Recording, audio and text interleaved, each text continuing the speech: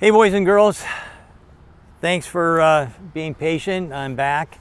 It's taken me a while to make the changes to the house that we just bought, and unfortunately I missed out on the Mini, but I'm going to give you what my first impressions are.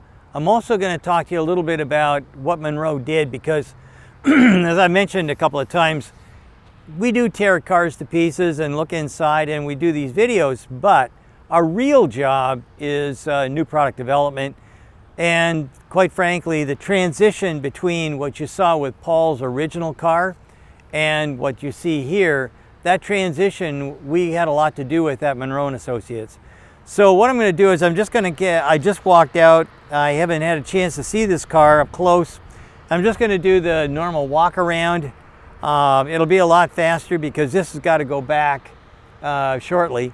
And so I doubt very much if I'm going to get a chance to ride and drive unless I go around the block. But let's do a quick one. So first off, it looks a little bit different than the Mini that we worked on, but in essence the lines are still the same. I'm looking at gaps that are typical of what I'd expect to see on the Mini. They've got tapering from here to there. The top is different than the sides and the bottom. I like the little scoop for the wheel.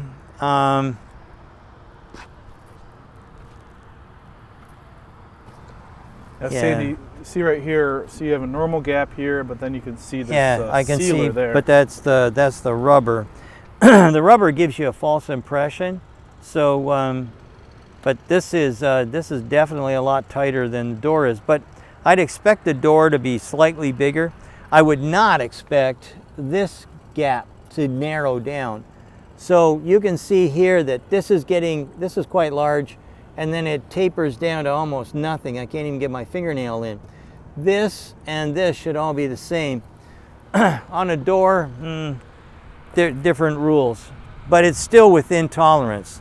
It's still within the 1.5 mil that BMW would set. This gap couldn't be better. Notice this right here. The tail light is almost flush here, and then it comes out flush there. Yeah, that's not exactly what I was expecting, and it's also touching dead nuts here. Where's the? Let's just do the release here. I just want to have a look at what's going on the inside. No, it's locked. Anyhow, yeah, this is what do you call it? It's not a cheating way to do it, but it's no. See, I'm so used to the little advantages you get with that Model 3. I expect everything to just automatically pop up and whatnot. But this is driving your eye, is what we call it. You can have two kinds of lines. You can have beauty lines and style lines. Style lines are really hard to make work. Beauty lines are ones that trick your eye, and that's what's going on here. What they're trying to do is trick your eye, because this actually goes over the top of the gap, and that's a good trick. I kind of like it. Also like the the Union Jack, the British flag is, I never noticed that before. I don't remember seeing it. It must be some kind of addition that I haven't looked at for a while. The Mini is notorious for not much room in the back, and this one's no exception. That's not very much room. You're not going to be delivering people to the airport in this, that's for sure. But apart from that, I like the look. That's a good idea too. Finning is great from a noise standpoint. Sandy, check this out. So we reviewed this earlier, but you can flip the seat forward, or the latch point can flip up to give you more space. But now the rear seats are straight up. That's a good idea. Now it would be really cool if it folded one more time and you got even more room. Yeah, that's not the How does release. this- That's just the. What is that for? That's the. Oh, that's hinge the point. catch. Oh, Yeah, the catch. No, it flips forward. You flip it down. yeah. Same thing here. I know you can't see, so there you go.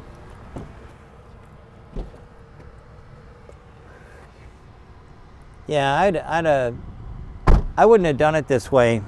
If I would have been in charge, I would have probably said, let's make the load floor here. We've already got a ledge for it. Maybe it does do that. I'm not sure. But I would have, no, that's just a gap. I would have made the load floor there. Oh, never mind. Good. So I like that. I would not have had the two positions. I'd only had that. But then what do I know? I'm only the piano player. And I like that. Gives me a little more trunk space. I would have put the pivot there. And then I've got flat floor. I don't know what that second ledge was for. Anyway, I like this. This is kind of cool.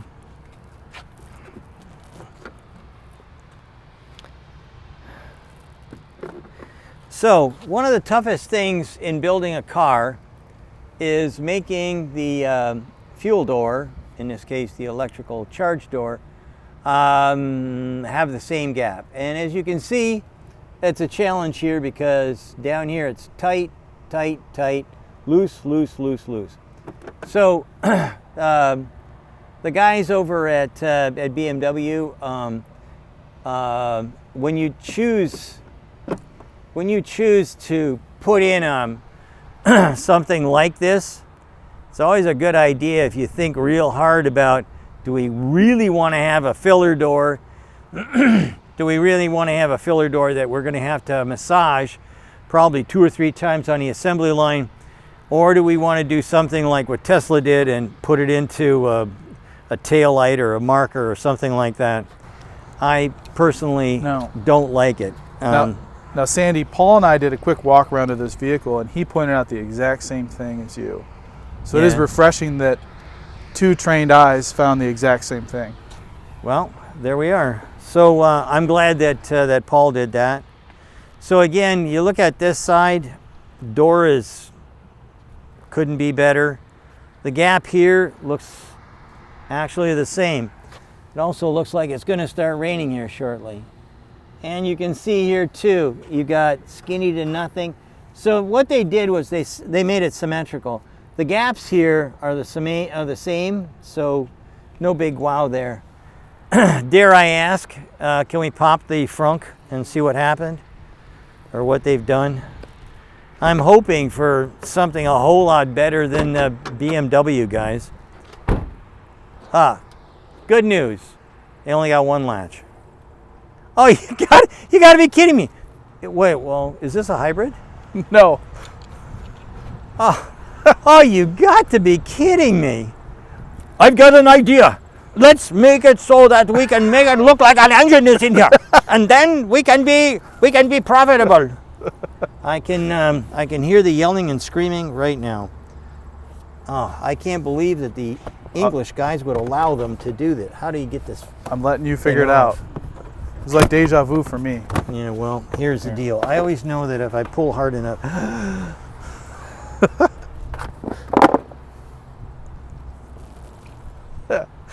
I have never... So, everybody over at VW, I'd like to apologize for throwing you under the bus. There's nothing to say here. I can't believe my eyes. That is a steel weldment. Oh,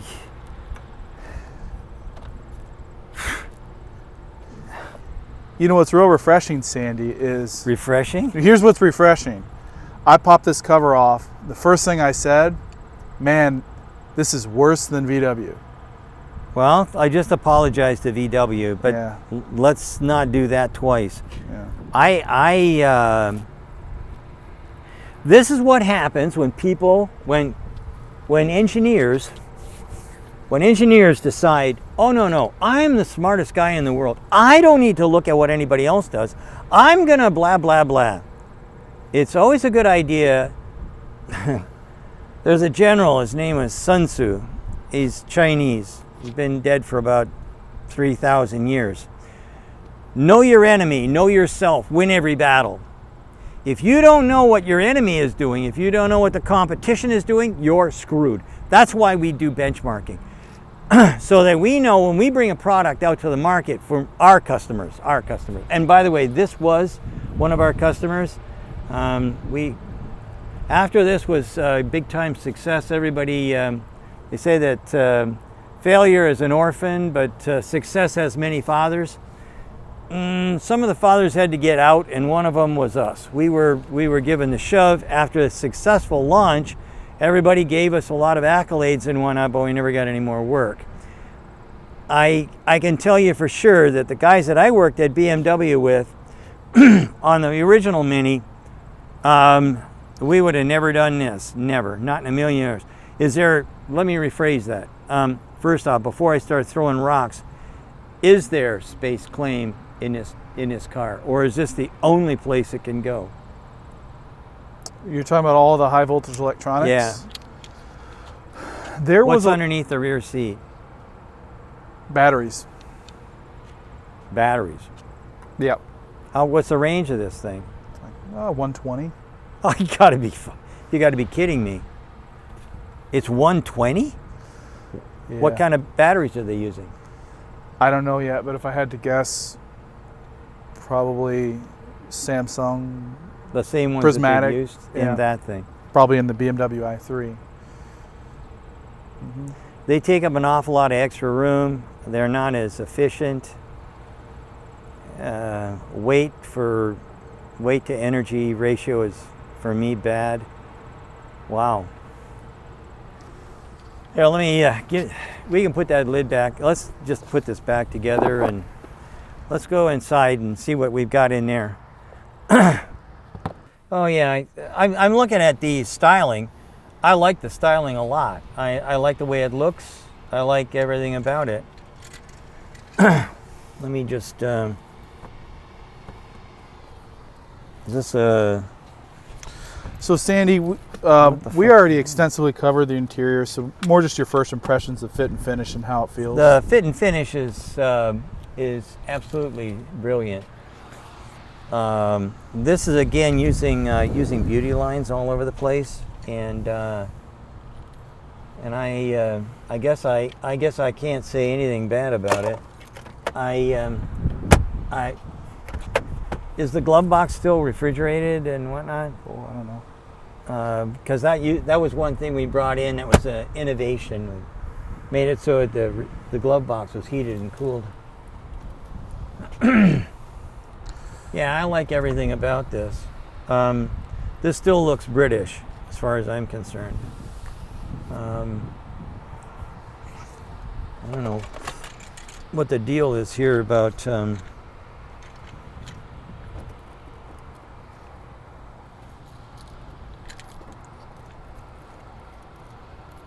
so all right, I see how to get the mirrors. Oh, I see. Never mind. Okay, so have we got time for me to? No. Okay, I'll skip that. But anyway, this looks like it might be some fun to drive around in. I like the holy moly, that's tough to get off. Cigarette lighter. Huh, I was expecting to see something else. Anyhow, the connectivity here is minimal. I'd like to see more. My wife and I fight over charge ports. So anyhow, okay, we gotta send this thing back. But so what do you think? All in all, except for that, I don't like the front. There's very little storage space in here. I would have done more to try and get storage space. When you said the battery is underneath the seat, that means that this must be a T? T-shape, yep. Like the EV1 and the Chevy Volt with a V. So, all right, so that style, that's called a spine style of designing a car, it's been around for a long time. it gives you a really good, well-balanced ride, because you're in essence throwing all the weight where you really and truly want it, in the center and low. But but again, why do I like cylindrical batteries? Because I can get batteries from that wheel to this wheel. I can put my power electronics, all my electronics, underneath that back seat, where really I can't do much anything else. I would have done anything to make a frunk. So again, it looks like Tesla's got the 1, 2, 3 spots, and then Ford with the Mach-E, definitely. You like the Polestar next. I like the Polestar next, I did. Then the ID4. Wow. I don't know, this would be a lot more fun to drive around than the ID4. This is in a different class too. Mm-hmm. This is more like a sports car, whereas the ID4 was, that's a family car kind of a thing. So I don't know. What was this like to ride? Was it quick? It's nimble. It's not necessarily fast. I think 0 to 60 in 7 seconds or something. Okay, so it's not a sports car. No. So it's in that lump. Anything underneath the Polestar is in the same lump. And the thing next to it, the BMW i3, when that came out, I was really excited. This thing's got more technology than you can shake a stick at. From a leap into the future, this thing can't be beat. Nobody's got anything like it.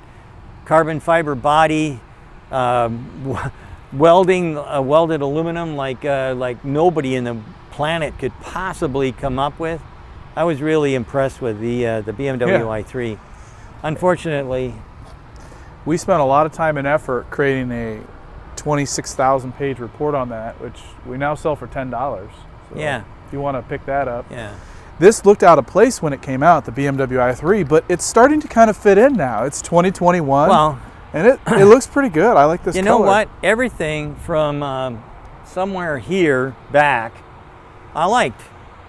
But when I got to here, I went, what is that? And so the Mini, it looks great in the front. This one, the styling, never really did it for me.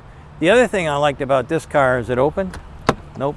Anyhow, the only thing I liked about this car was you had the Opera doors with a B-pillar built into the... I unlocked it. So this car's got a nice feature. I really like this feature. It didn't catch on, unfortunately, but putting the B-pillar into the door made it so that people can get in and out of this really easily, especially into the back seat. There was a lot of I loved this car, actually. And if this came out with a slightly different styling and they did things differently, maybe we could, I'd love to redo this. This would be the kind of car that I'd like to get in, tear to pieces, figure out how I could make it so that it would get like double the mileage, and on and on and on. This would be a great car. So let's go inside and I'll show you what we did from what you saw on Paul's old Mini to this one here. Not to this one, but to the ICE vehicle. So let's walk inside. Okay, so we're back inside now. I want to start off talking about how we originally got involved with BMW on the Rover and Mini products. So there was a guy, his name was Dr. Reitzel, and he was the president of Rover Group, which included Land Rover, Range Rover, the Mini, and a whole bunch of other badges that were part of the old British Leyland group that was sold off to BMW by the British government. So one of the first things that they brought us in for, Dr. Reitzel was, he had heard about us working on engines and transmissions and cars in general. And he brought us over first to talk about this V6, the Rover V6. And so we worked on it. We reduced the cost, we reduced the weight, we improved the basically the capabilities of the engine, and we added a few things like this intake manifold. Now, this is pretty commonplace now, but it was absolutely stunningly revolutionary when we first worked with the guys over at BMW.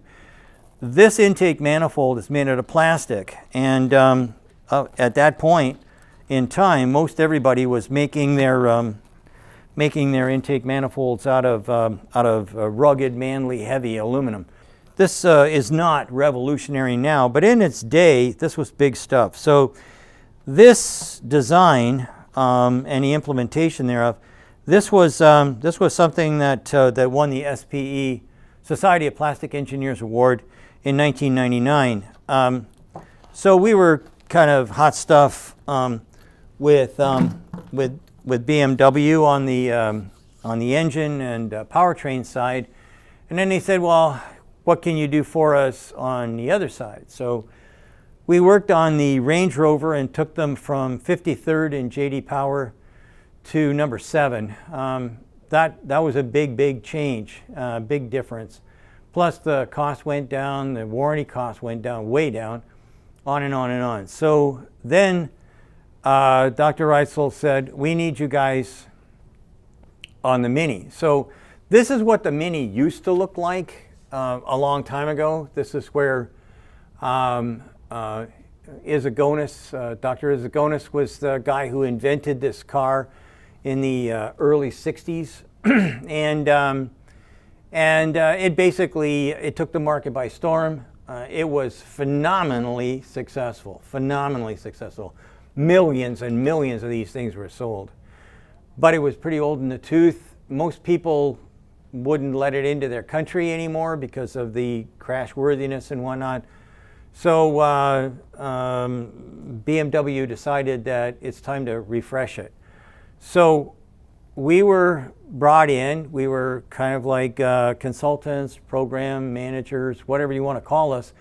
But we kind of helped lead the team, a German team and the British team, to make the original Mini into the new Mini. So this one here, this came out in 2002, Will the Mini Make Money? And in here, you can see one section called Munro's Magic. We were really successful in making good things happen on the Mini. Lots of people absolutely loved that car when it came out. There was a lot of folks that were going to throw rocks at it and change their mind after it got out. And it did make money in the very first year. We helped Mini with lots and lots of tricks, if you like. By the way, the other thing was BMW sold every other division that was in the Rover group except for this one. They kept the Mini. And we wound up with lots of accolades. This one here is from Chris Lee, I think, yeah. From Chris Lee, basically saying what great guys we are.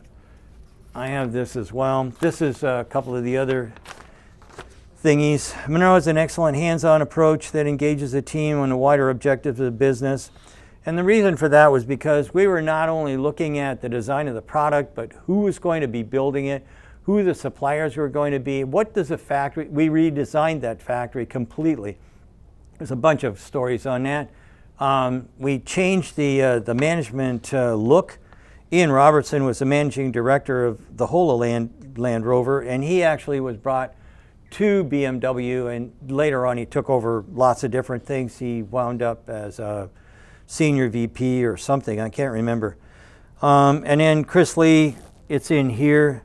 Thank you for all your help and support. It's great to work with people like yourselves, professionals. And then down here is Nick Stevens. So Sir Nicholas Stevens, now he was elevated by the Queen because of his efforts in trying to save all of the different brands and badges that were under the Leland name. And he said, Munro's a unique company. The results from Munro's workshops were bloody amazing. And he was then, at that time, he was in charge of engineering and purchasing. Well, no, it isn't. Design, purchasing, and engineering. So he had the whole ball of wax for this. Anyway, unfortunately, when you have successes, everybody wants to take a claim. We were left standing in the breezeway, and then Dr. Reisler and Dr. Pischerschreider both were fired. I guess because BMW wasn't ready for all that English success. So anyway, that's it for today, kiddies. Now you know everything about what we did on Mini, or everything you need to know. I really wish I could have said more about the new Mini's electric product, but it is what it is. I can't, I'm not here to sugarcoat and tell a pack of lies. I'm really not as thrilled as I was hoping to be. So anyway, there you go. Anyway, thanks for tuning in to Munro Live. Corey's staring at me, which means that I should ask for subscribers, and keep watching us. We've got lots more coming down the road with new vehicles. As soon as we can get them, you're gonna get a chance to see them. Thanks a lot. Bye-bye.